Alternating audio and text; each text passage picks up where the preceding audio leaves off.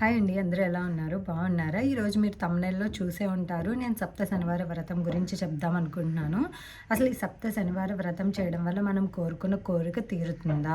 ఎన్ని వారాలలో తీరుతుంది? మనం యూట్యూబ్‌లో చూస్తున్నట్టుగానే వ్రతం చేయాలా? లేదా మనం సింపుల్‌గా ఎలా చేసుకోవచ్చు? నేను కూడా ఈ వ్రతాన్ని చేసుకున్నానండి. ఈ వ్రతం నేను చేసుకొని ఒక నెల దగ్గరగా అయిపోతుంది. దాన్ని పోస్ట్ కూడా చేయలేదు నేను. అయితే ఈ వ్రతం నేను ఎందుకు చేశాను? ఎవరు చెప్పారు? ఎలా చేశాను? నా కోరిక తీరిందా? ఎన్ని వారాలలో తీరింది?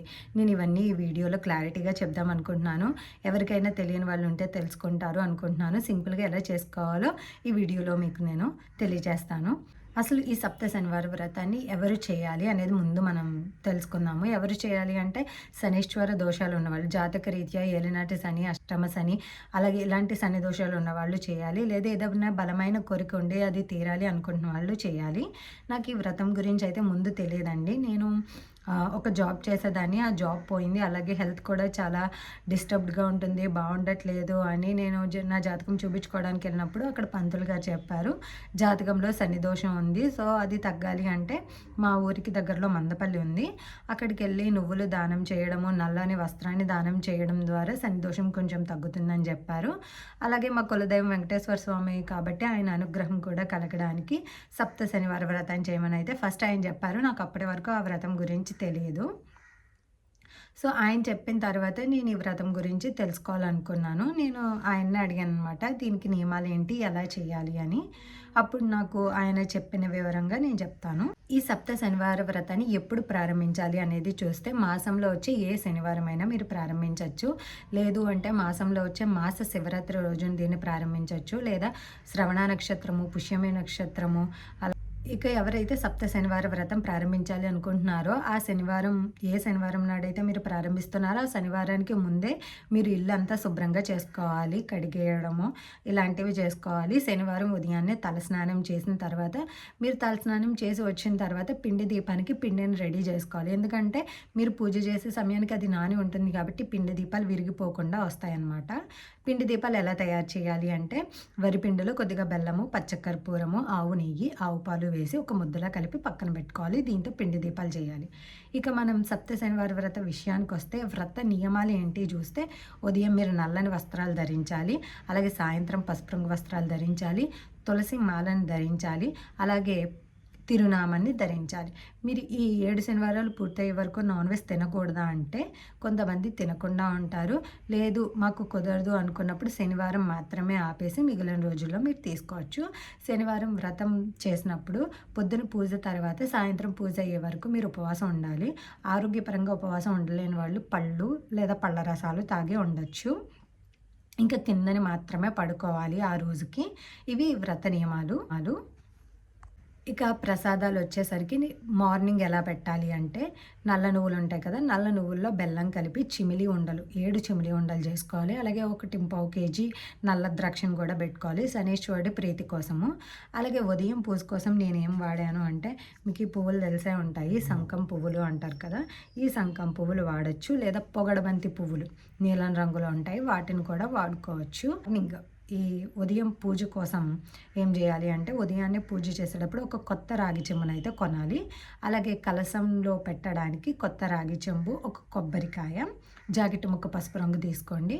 వీటికి నామాలు పెట్టి, అలాగే మనం ఏ ప్లేస్‌లో అయితే పీఠం పెట్టాలనుకున్నామో ఆ ప్లేస్ చక్కగా పసుపు నీళ్లు జల్లి, వరిపిండితో ముగ్గు పెట్టి, ఒక పీఠం వేసి, పీటకు కూడా పసుపు రాసి ముగ్గులు పెట్టి, ఒక తెల్లని వస్త్రం వేసి, దానిపై కొద్దిగా బియ్యం వేసి ఈ కలశ స్థాపన చేయాలి. వ్రతం అనేసరికి కలశ స్థాపన అనేది ఒక నియమం అనమాట. కలశ స్థాపన చేయాలి. కలశ స్థాపన చేసినప్పుడు 7 తమలపాకులు కానీ, మామిడాకులు కానీ కలశంలో పెట్టి, దానిపై కొబ్బరికాయ ఉంచి, దానిపైన పసుపు రంగు జాకెట్ ముక్కను పెట్టుకోవాలి. ఈ కలశ స్థాపన చేసిన తర్వాత మనం పసుపు గణపతిని ఏ విధంగా అయితే చేసుకుంటామో అదే విధంగా చేసుకొని, దాన్ని విశ్వక్సేనుని రూపంగా భావించి, మొదటిగా విశ్వక్సేనునికి పూజ చేసుకొని, ఆ తర్వాత మనం వెంకటేశ్వర స్వామికి పూజన చేస్తాం. ఈ పిండి దీపాలు అనేవి ఎన్ని పెట్టాలి అని అనుకుంటే అది మీ ఓపిక అండి. కొంతమంది 7 పెడతారు. 7 అని ఎందుకు అంటే మనకి సప్త శనివారాలు 7 వారాలు చేస్తాము. అలాగే 7 కొండల వాడు కాబట్టి 7, అలాగే 7వ వారమైన శనివారం ఇష్టం కాబట్టి 7 ఇలా పెడుతూ ఉంటారు. కానీ మీరు 2 కూడా పెట్టచ్చు. 2 పిండి దీపాలు పెట్టి ఒక దానిలో 4 ఒత్తులు, ఒక దానిలో 3 ఒత్తులు వేసి మీరు 2 పిండి దీపాలను కూడా పెట్టుకోవచ్చు. పిండి దీపాలను కూడా మీరు నామాలు పెట్టుకోవచ్చు. ఇలా పిండి దీపాలు పెట్టి వాటిలో నువ్వుల నూనెను మాత్రమే వాడాలి. నువ్వుల నూనెను మాత్రమే వాడి దీపాలు పెట్టాలి. ఇలా దీపాలు పెట్టి నైవేద్యంగా చిమిలి ఉండలు, అలాగే ద్రాక్ష పళ్ళు ఉదయాన్నే పెట్టి, ఇంకా మీకు ఒక బుక్ దొరుకుతుందండి మార్కెట్లో. ఆ బుక్ ఏంటి అంటే ఇలా ఉంటుంది, సప్త శనివారాలది 7 శనివారాల వ్రతం అని. ఈ బుక్లో మీకు స్టెప్ బై స్టెప్ క్లియర్గా ఉంటుంది ఏం చేయాలి అని. ఈ బుక్ ఒకటి తీసుకొని అందులో మొదటిగా విశ్వక్సేన్ పూజ, కలశారాధన, తర్వాత వెంకటేశ్వర అష్టోత్తరము, లక్ష్మీ అష్టోత్తరము, పద్మావతి అష్టోత్తరము ఇలా ఉంటాయి. దాని తర్వాత మీరు ఈ పూజ అష్టోత్తరాల వరకు చదువుకుంటే సరిపోతుంది ఉదయము. ఇంకా సాయంత్రము కథలు చదువుకోవాలి. ఇలా వెంకటేశ్వర స్వామికి షోడశోపచారాలు అష్టోత్తరాలు చేసి నీరాజనం ఇచ్చేసి ఆ తర్వాత మీరు ఉపవాసం ఉండాలి. ఇంకా అక్కడితో మార్నింగ్ పూజ అయిపోతుంది. ఈ మార్నింగ్ పూజ అనేది బ్రహ్మ ముహూర్తంలో చేస్తే చాలా మంచిది. బ్రహ్మముహూర్తంలో లేచి స్నానాలు అవి పూర్తి చేసుకొని ఉదయం తెల్లవారికి ముందే పూజ చేసుకుంటారు. కానీ ఆరోగ్యం సహకరించని వారు, నేను కూడా సూర్యోదయం అయిన తర్వాత దుర్ముహూర్తం లేని సమయంలో దీన్నైతే నేను ఆచరించాను. ఎవరైనా మార్నింగే లేవలేని వాళ్ళు ఆరోగ్యరీత్యా మనకి కుదరదు అనుకున్నప్పుడు ఇలా కూడా దుర్ముహూర్తం లేకుండా పూజని మొదలుపెట్టుకోవచ్చు. ఇంకా సాయంత్రం పూజకి పసుపు వస్త్రాలు ధరించాలి. అలాగే మనం వెంకటేశ్వర స్వామికి మళ్ళీ షోడశోపచారం చేసుకొని అష్టోత్తరాలు చదువుకొని, అష్టోత్తరాలు చదివినప్పుడు తులసి దళాలతో కూడా స్వామివారికి పూజ చేయొచ్చు. ఎందుకంటే స్వామివారికి తులసి దళాలు చాలా ఇష్టం కాబట్టి. అలాగే పసుపు రంగు పువ్వులు చామంతులతో కూడా పూజ చేసుకోవచ్చు. ఇలా పూజ చేసుకొని సాయంత్రం నైవేద్యానికి శనగపిండి పంచదార కలిపిన లడ్డూలు, పానకం. అది ఎలా చేయాలి? నీళ్ళలో కొంచెం బెల్లము, కొంచెం పచ్చకర్పూరము, యాలకులు, మిరియాలు కలిపి పొడి చేసుకుని ఆ పొడి కొంచెం వేసి ఒక తులసి దళం వేసి దానిని పానకంగా పెట్టాలి. అలాగే వడపప్పు కూడా ప్రసాదంగా సాయంత్రం పెట్టచ్చు. సాయంత్రం మళ్ళీ ఈ అష్టోత్తరాలు, షోడశోపచారాలు, అష్టోత్తరాలు అయిన తర్వాత 3 కథలు ఉంటాయి. ఆ 3 కథలను కూడా చదువుకొని మనం ఒక వారం పూజని పూర్తి చేయొచ్చు. ఇక ఆ తర్వాత రోజు ఆ బియ్యాన్ని ఒక బాక్స్లోకి తీసేసుకొని అదే కలశంలో జాకెట్ ముక్క, కొబ్బరికాయ మళ్ళీ వారంకి కూడా ఇలా ప్రతి వారము ఉపయోగించుకోవచ్చు. ఆ వైట్ వస్త్రాన్ని కూడా ప్రతి వారం ఉపయోగించుకోవచ్చు. ఈ పూజలో ఇంకొక నియమం ఏంటి అంటే మీరు ప్రతి శనివారము ఒకరికి భోజనం పెట్టాలి. ఇప్పుడు మరి నాకు ఇక్కడ భోజనం పెట్టడానికి ఎవరు కుదరలేదు కాబట్టి నేను ఏం చేశాను అంటే ఒక వెజ్ పార్సిల్ చేసి అన్నము, 2 రకాల కూరలు, మీకు కావలసినట్టు అన్నము, కూర, పెరుగు, మంచినీళ్ళు ఇది ఒక పార్సిల్లా చేసి నేను ఇక్కడ మనకి బస్ కాంప్లెక్స్లో రోడ్ల పైన అన్నం అవసరం ఉన్నవారు ఉంటారు కదండి, వాళ్ళకైతే నేను ఇచ్చేదాన్ని. 7 శనివారాలు కూడా 7గురికి నేను అలానే ఇచ్చాను. దాని తర్వాత అలా అన్నదానం చేసిన తర్వాత సాయంత్రం మీరు అల్పాహారం తీసుకోవచ్చు, కింద పడుకోవాలి. ఇలా ప్రతి శనివారము చేసుకోవాలి. ఇంకా 7వ శనివారం వచ్చేసరికి నేను పద్మావతి వెంకటేశ్వర స్వామి రూపంలో ఒక జంటని ఇంటికి పిలిచి వారికి భోజనం పెట్టి వారికి బట్టలు పెట్టాను.